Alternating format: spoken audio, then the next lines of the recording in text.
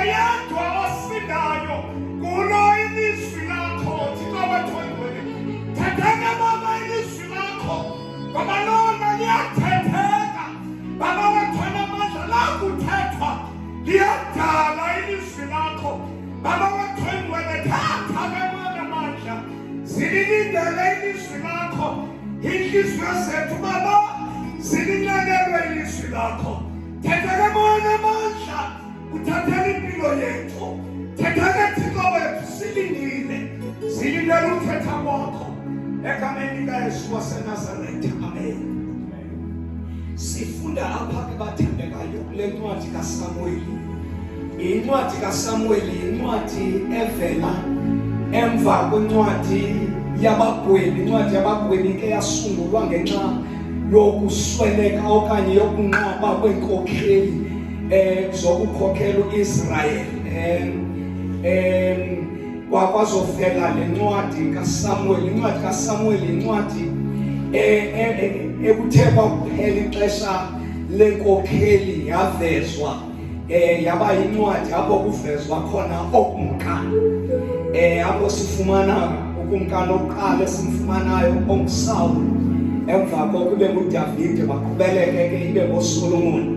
Incwadi kaSamueli incwadi kwakhona eveza apho wasekunqabe ukuthetha kukaThixo kwaIsrayeli ngenxa kaHofeni noFinehasi abaye bona endlini kaThixo. Elithi izwi lenkosi ke wathula uThixo ngoba uEli wayengabakhusi onyana bakhe ababini besidla amanqatha, besidla izinto ezityetyisiweyo bekufanele uba ziyatshiswa zibe yindini elinyukayo liye kuThixo.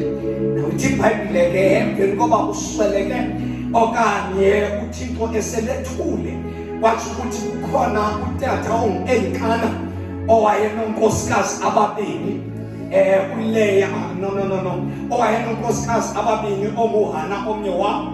Ethi ke iBhayibhile xa ithethayo uHana owayenyumba ngesuku okanye owayelidlolo ngesiXhosa engafumani bantwana. Ithi iBhayibhile ke utheke ngoba kuthulekile kwaIsrayeli uThixo angasathethi noEli ngendaba yokuthetha kukaThixo. Lithi iBhayibhile ke umama uHana engatholi bantwana enjalo, kwabe kukhona lo mama uyinkosikazi yesibili, belenza igama bathandana kandumuzanana elithi izwi lenkosi, ngenxa yokokuba ke ephansi kokuxinzelela lokuba ehlaselwa ngulo mama ngenxa yoba lo mama ezele. Lithi iBhayibhile ke lo mama uHana yamhlupha le nto, yamhlukumeza okokuba angatholi bantwana. Ithi ke iBhayibhile ngenye imini wahamba waya eShilo. iShilo ke yindawo apho uTata Elkana wayemane uyokunqula khona uThixo, okanye apho umbingeleli uEli wayekhona. Lithi iBhayibhile ngenye imini wasuka umama uHana wabheka eShilo, wafika khona emveni koba kudliwe. Ithi iBhayibhile wahamba wafika wangena esilingelelweni wabe seyathandaza. Xa ethandazayo, ithi iBhayibhile kanti uEli umjongile ngeli xesha athandazayo. Sishumayele kunye ke bawubheka. Lithi iBhayibhile ke ngeli xesha athandazayo kwathi ukuthi lo tata umbukele. Ithi iBhayibhile wamjonga apha emlonyeni wakhe, umjongeni wakhe apha emlonyeni. Ithi iBhayibhile wamfumana bebezela iminebe. Ithi iBhayibhile engavakali into ayithethayo, kodwa apha enhliziyweni yakhe enomthandazo wathi, Nkosi uYehova wemikhosi, ndinikeze umntwana othi wakundinikeza yena, ndibuye ndimbuyisele endlini yakho, ndikukhonze ngaye, ndimenze umnikelo kuwe. Ngoba andihlelanga njalo ixolisayo, andihlelanga njalo encumisayo noko, ngoba lo mama kandiphethanga kakuhle indlela ndithuthisa ngayo. Ithi iBhayibhile ke wamxelela into yokuba wena ingaba usele iselo esinxilayo na yini na mamwana. Lithi iBhayibhile wathi hayi khona noko angiselanga siselo esinxilayo, kodwa nje ndiphalaza imbilini okanye ndiphalaza intlungu yam kuYehova. Lithi iBhayibhile wathetha wathi xa ethethayo uTata wathi hanga inkosi yokholo ingakwenzela okuwucelayo. Lithi iBhayibhile emveni kwabethandazile ewenzile lo mthandazo wafumana lawo mazwi, yathi wathi Eli uyakuyithola le nto uyifunayo. Wahamba. Xa eqohamba, lithi iBhayibhile ke wathi emveni konyaka wakhulelwa, wazala umntwana. Athi ukumzala kwakhe amnikeze igama, athi ukumbiza kwakhe igama lakhe nguSamuweli, kutsho ukuthi ndicele kuYehova lo. Elithi iBhayibhile emveni koba emcelile, emveni koba emzele wamkhulisa, emveni koba emkhulisile. Ithi iBhayibhile emveni koba emkhulisile kwabanjalo wamthatha wamseShilo endlini kaYehova, wafika wamnikeza uTata Eli okokuba akhonze anqule apha endlini kabawu-Eli. Lithi iBhayibhile kwenzeka ngenye imini ekhuleni kwakhe uSamuweli lathetha ilizwi elalinqabile eBasirayeli. Ithi iBhayibhile lathetha izwi lenkosi lamkhwaza uSamuweli, wakhwaza kulele kuseyibusa. Ithi iBhayibhile wakhwaza wathi, Samuweli, Samuweli. Wavuka uSamuweli wabheka kubawu-Eli. Ithi iBhayibhile xa efika kuTata Eli wafika wathetha isimanga. Xa efika kuye wathi andibiza na, wathi uTata Eli andibizanga. Wahamba wayonkosi uJesu, wahamba wayolala. Laphinda lavakala ilizwi lisithi, Samuweli, Samuweli. Ithi iBhayibhile wathetha kwakhona Eli wathi ayikubizanga ngolala. Yafika engqondweni kaEli kathi kanani uThixo uyathetha.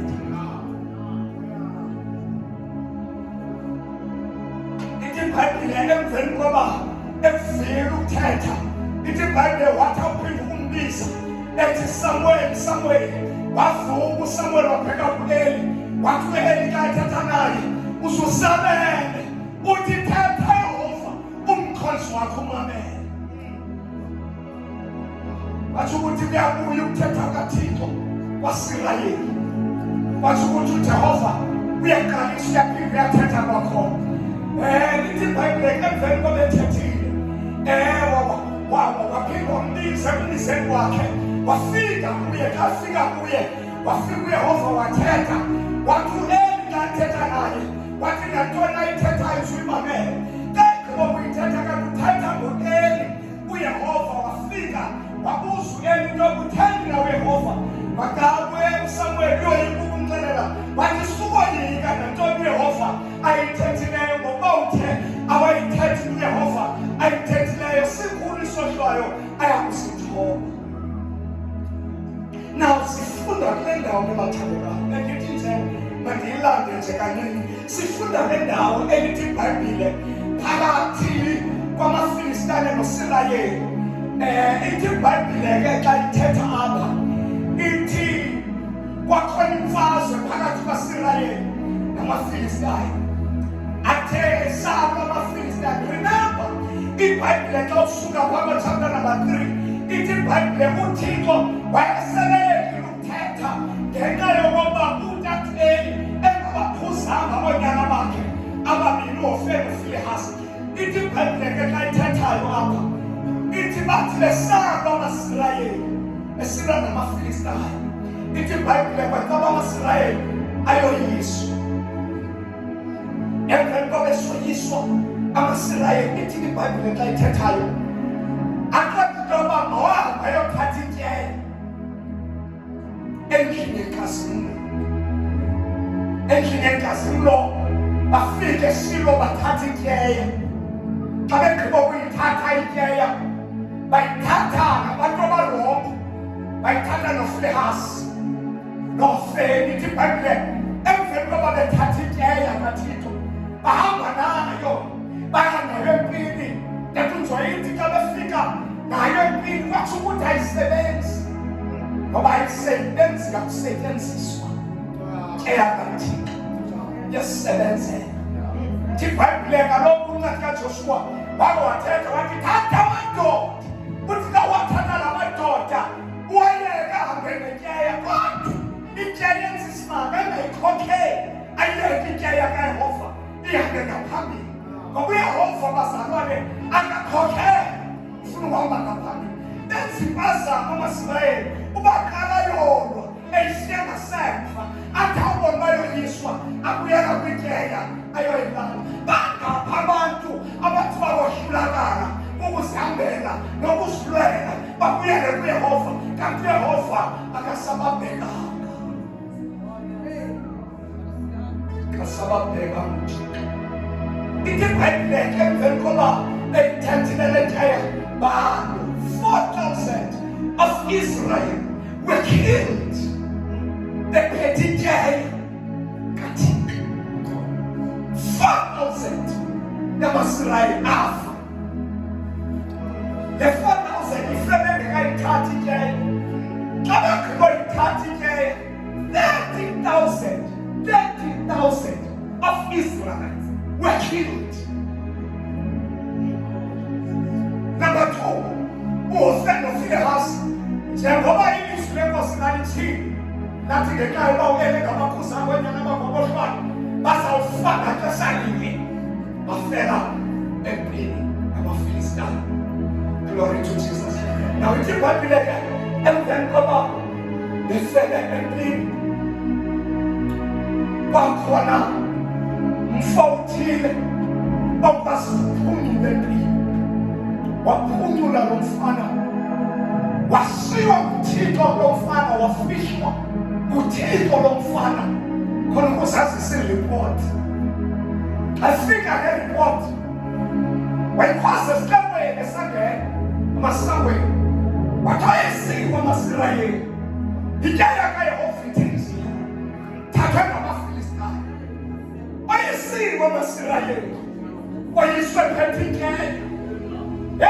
Oyiswa amaSirayeli ephethe uThixo namaFilistane seloyikile omama ngabo uSirayeli esiphathele uThixo sizawufela apha maFilistane yibani ngamadoda lungisani kakuhle ngoba uThixo wamaSirayeli ukhona wathi ukuthi uThixo uthule noba ekhona. Wathula uThixo ekhona wathula uThixo empini.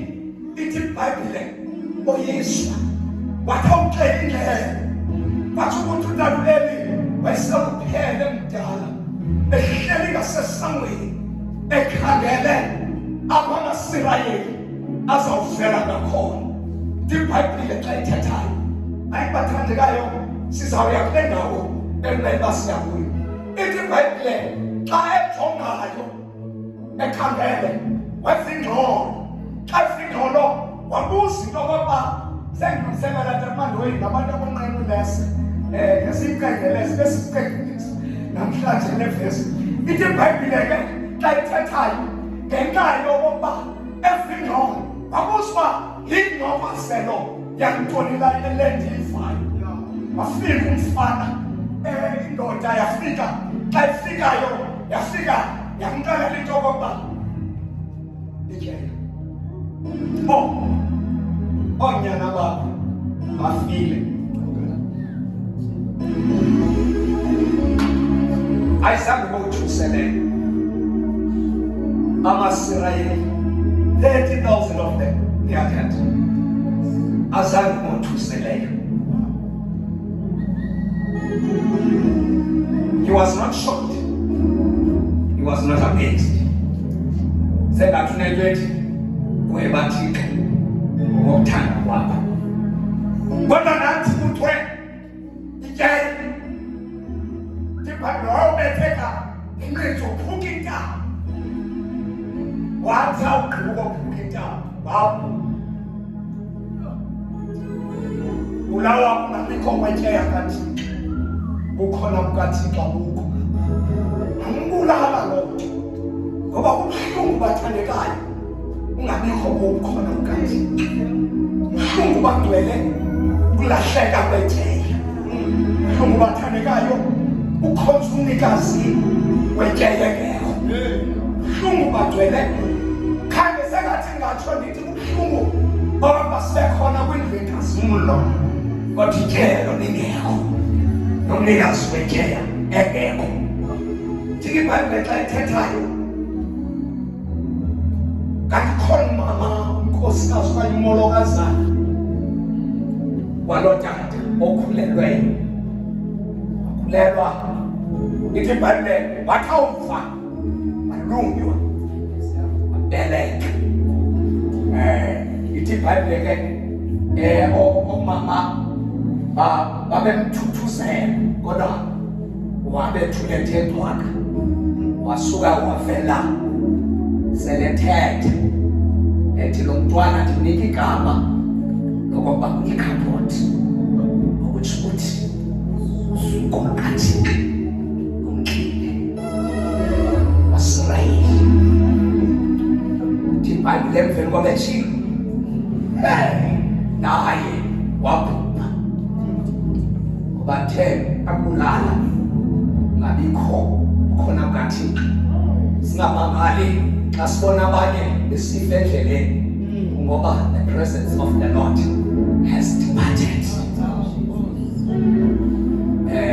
Singakhawulezi ngokugibisela amatye kodwa sibe nendlela okhangela uba singababuyisela kanjani ekukhoneni kukaThixo. iBhayibhile ke xa ithethayo wabakhumswa inkazimulo bashiyeka abantu kumswa inkazimulo. Shiyeka amaSirayeli ehleli kwimpunzi wenkazimulo. Ithi iBhayibhile wajika umzi wenkazimulo wayeba ngumzi wenkazimulo yaba ngumzi wengqolowa yaba ngumzi wokubhikika yaba ngumzi wokuthembela into engaziwayo yaba ngumzi engasekho uThixo sekuthulekile. Yaba ngumzi wenkazimulo ngegama kodwa abantu bakhona babele bekwelulangazela belambile.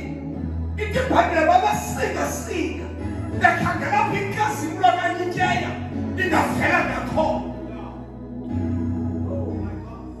Ngapha amaSirayeli amaFilistiya asengxakini ahambe ngetyeya kaThixo ahambe nobukhona bukaThixo. Xa befikayo bafika bavale ityeya kaThixo nodakona.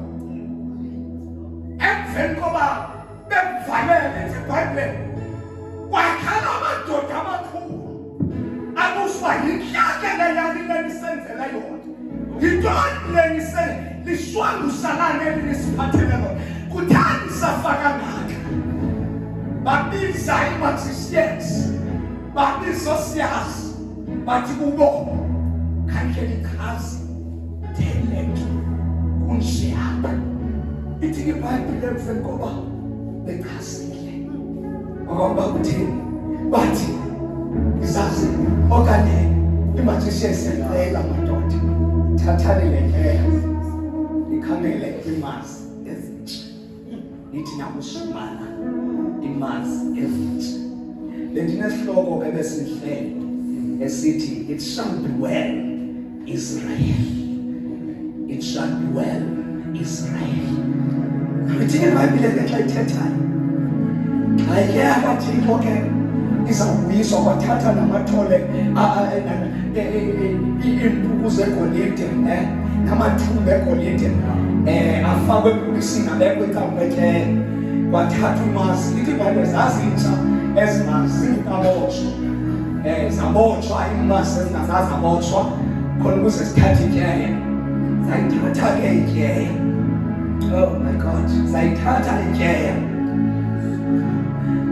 zahamba nayo. Ithi iBhayibhile wathu athi la madoda siyacela ke mafilistayo zelingasiqhube nisibukele nje zihambe netyeya kaThixo.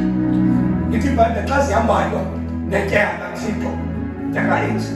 Ithi iBhayibhile apha endleleni zazihamba tata unkika zikhala ngapha emagaleni kuhlaza yakhe amasimanile. Ithi iBhayibhile ngexesha zihambayo zihamba zinakama kodwa apho ziyakhona zibheke eBhetsemeshi. Xa zibheke eBhetsemeshi ithi iBhayibhile nobisi lwaluzitshisa sakhe samvamos noma mahlale esitsho esithi nobisi zazitshisa zilitshisa esikomo kodwa yabisithi ityeya sibheke eBhetsemeshi ngoba abayivumelayo ityeya ibasapho bayakhona iyabasa. Now ithi iBhayibhile ke zathi xa zihambayo zahamba netyeya zaqala ngqo eBhetsemeshi. Ithi iBhayibhile xa sawuthandaza kungekude kufuphi neBhetsemeshi zaphakamisa amehlo wazo nabaseBhetsemeshi baphakamisa amehlo abo zathula inkomo. Zithuliswa yintoni inkomo? Ngoba siyawubona umzwekazini nabavunayo baye kukhobozeka baphakamisa amehlo abo bajonga phaya bayibona ityeya. Kwathiwa ukuthi inkazimulo iyatratha ityeya, ityeya itsala inkazimulo zahlangana in between. Ithi iBhayibhile zathi seza sihamba, ithi iBhayibhile kahamba bephakamisa amehlo abo bebona ityeya. Ithi kwagcwala uvuyo, kwagcwala uvuyo. Yabuya ityeya, babuya ukukhona kukaThixo kwadlotshwa. Sengathi abanye bayiyizela bathi ebuyile into kaThixo, babuyile ubukhona bukaThixo. Sengavumi buhambe ubukhona bukaThixo. Ngiswabakasela busuku vala umnyango ungekho ubukhona bukaThixo. Vala ifastile ungabisa umkhala ubukhona bukaThixo. Noba siyalwa masikhokhelise bona ubukhona bukaThixo. It shall be well Israel. Kudala likhala, it shall be well. Kudala libethwa, it shall be well. Kudala lihlupekile, it shall be well. Israel noyisiwe ngoba bengekho. Kayekhona sithola amandla, kayekhona siyeyisa, kayekhona uba yengakuthi kuba nongamelana nathi. Kosikali nje esilalelwe thina esiyaphumelela ngoba sisedwa sihamba naye sikhokhelisa yena. Bawuhlale ngicela usela amanzi kade kodwa ungahlali ixesha elide. U-Israyeli wenza ingalo uthatha ityeya kaThixo uyinikisa ngayo. Kodwa kuthanda into eyodwa uba ityeya kaThixo noma seyingekho ku-Israyeli, uma ifika uThakoni yasilwela. Ilizwini lenkosi uma ifika ngaphakathi yafika yahlangana noThakoni. uThakoni wayeuwa phansi, bangena abantu ngaphakathi bamphakamisa uThakoni, bambeka esihlalweni sakhe. Yaphinda ityeya yomnqophiso yalwa noThakoni, baqhawuka inhloko kaThakoni. Bathi abantu babengena emnyango bayitsiba inhloko kaThakoni. Kodwa ityeya yomnqophiso iyasilwela ebawumlambo yayibuye inengothi nomhlaze. Ityeya yomnqophiso kaNkulunkulu ayibuye isibaya Israel. Praise the Lord. Yabanwele yayidasendawakhumbuza Abasirayeli obanini bebena ekuphumeni kwakaJephutha olalathini na ilizwi likaYehova okuthetha lafakala lisithi tholani liphikwana ngoba mna Yehova nilikhathalele labaJephutha eniwabonayo anisayi kulinda niwabone sanukusilwela. Vumelani ityeya ihambe ngaphambili, vumelani umnikazi athathe indawo, vumelani umnikazi anilwele. Amakhola sakela uphumla tata, vumelani uYehova anilwele.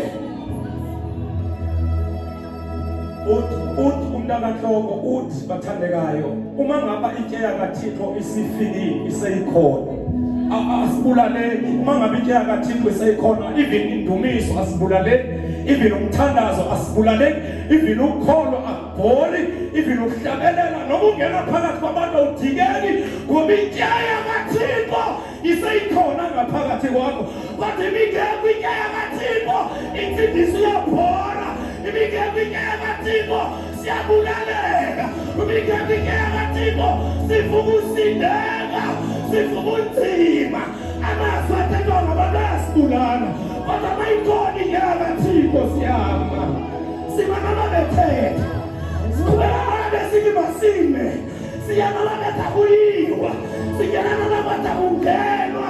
Mayikhona ityeya kaThixo siyangena noma ulwandle luvalile. Amadoda ahlabela ulwandle lababona, nomfulitho thana wababona ngoba ikhona. Mayingabi khona siyangena, yabathandekayo siyangena. Mayihambi khona asivaleleki.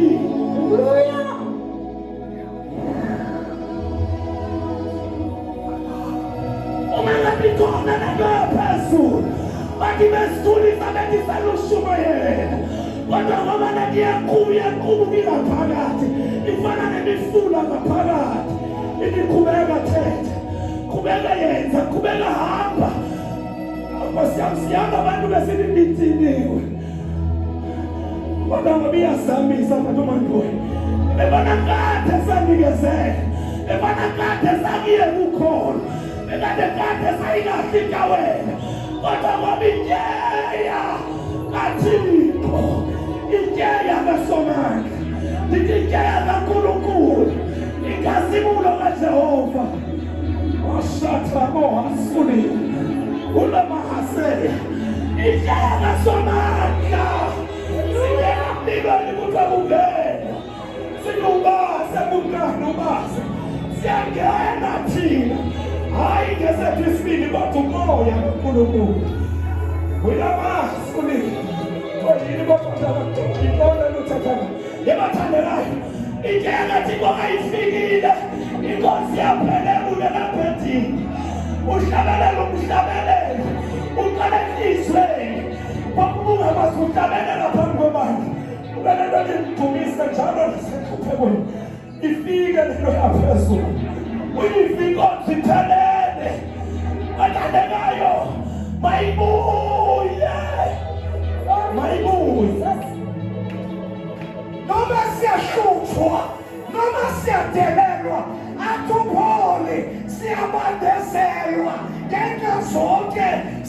siyacinezelwa ngenxa zonke side sibalelwe ekubeni sisizifo esifanelwe kukuqhelwa akakukabonakali imposiyo kodwa ngayethe wabonakala sofana naye mayibuye indlela kaThixo mayibuye inhliziyo kaThixo mayibuye ingqondo kaYehova ebakheni buyisa Thixo buyisa Yehova kaloku Yehova mandla unyalasapha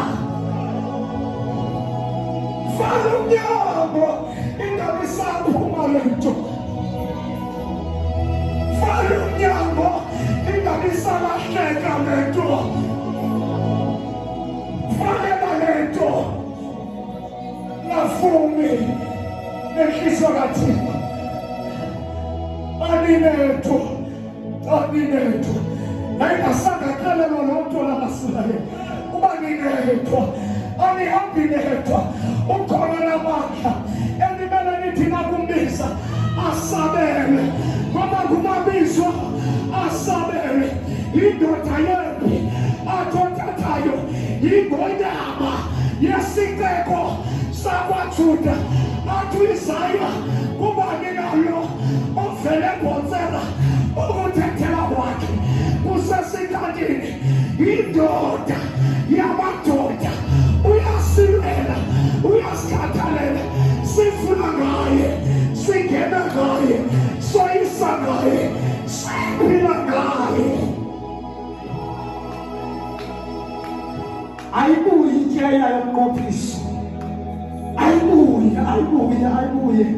abantu bengazibulo bakhona kodwa intyeya kaThixo yikho abantu bengazibulo bahleli umusi wenkazimulo kodwa siyabonga ngoba behleli nentyeya bathi akuthatha inkomo siboshwe sisiwe epheshepeshe yelizwi likaThixo sasihala ukujika kodwa intyeya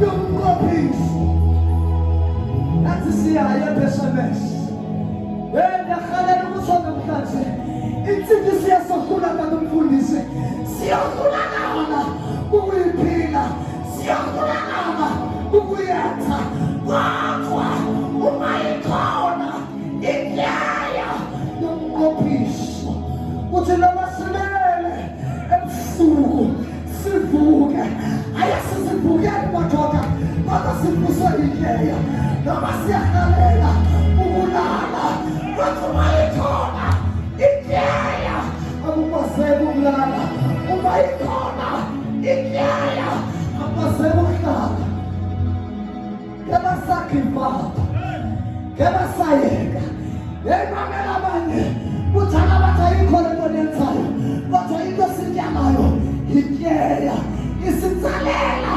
epheshepeshe isitsalela ekasibulweni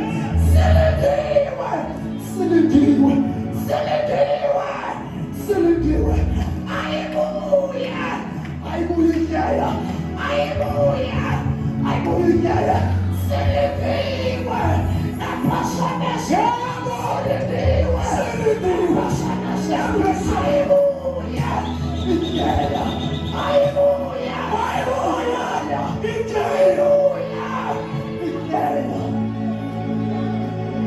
Sekwathi esinanazelo athi mayibuye into kaThixo mayibuye ikhasimulo athi khasimuswe ibandla babheka kuye ubuso babo bakhasimula mayibuye buyisa Nkosi buyisa Jehova buyisa Nkosi buyisa Jehova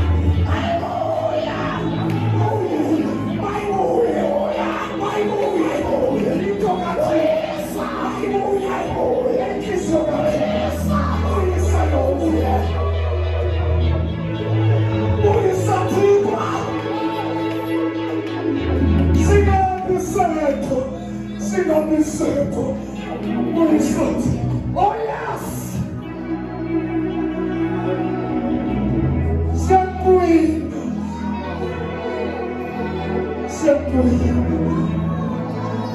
Siyakubinga. Siyakubinga. The South African government. Oh Jesus. Siyakubinga. Umongameli ubhindiwe. Siyakubinga. Hlaba wonke uphinekile kodwa mayibuyi itokathe noma liqaqabane noma babili noma bathathu abathi Yehova mayibuyi noma ibuye kanjani funa uba kuyinani elimemezayo ethi mayibuyi mayibuyi mayibuyi mayibuyi mayibuyi mayibuyi my boy, my boy,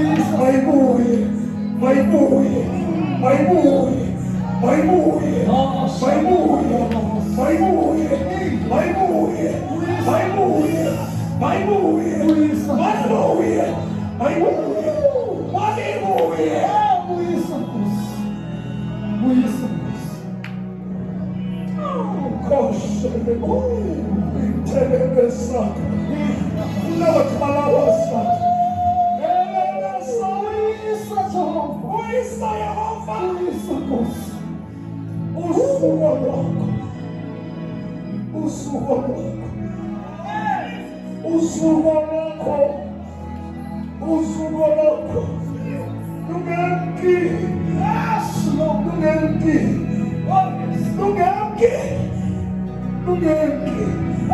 my boy, my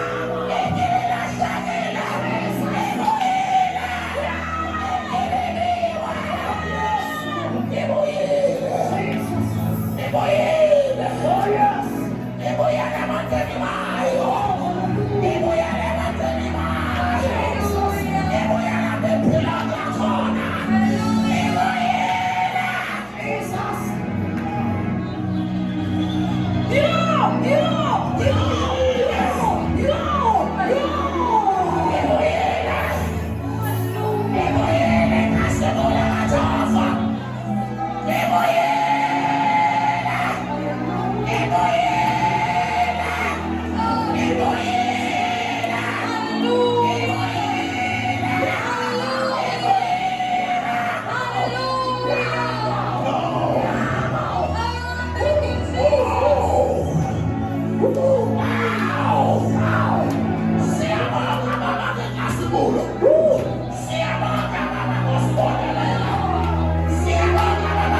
my boy, my boy, my boy, my boy,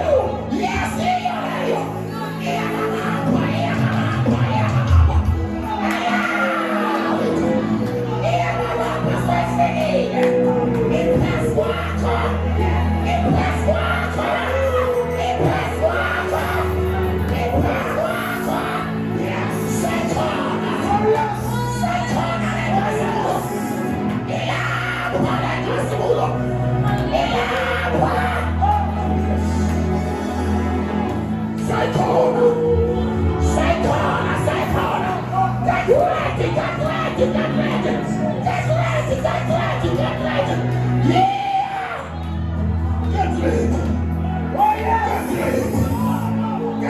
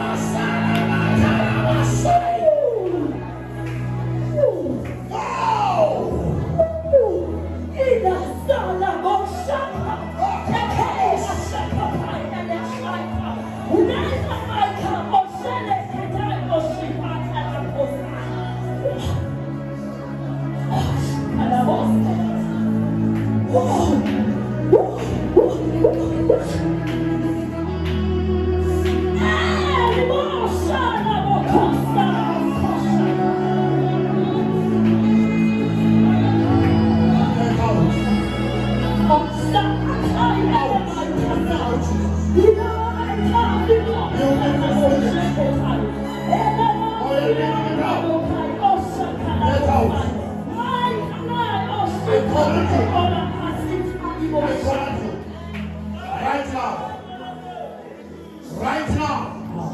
Out. Out. Out. I set this boy free.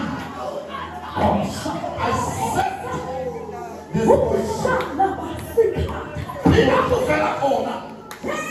I command you. I look at you. I command you. Right now, I command you. You promise. If it's spirit, I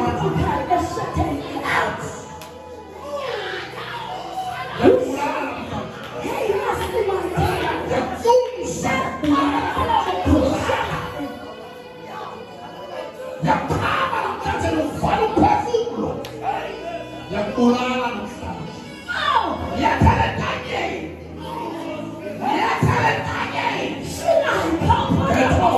out right now. Get out. Out. Out.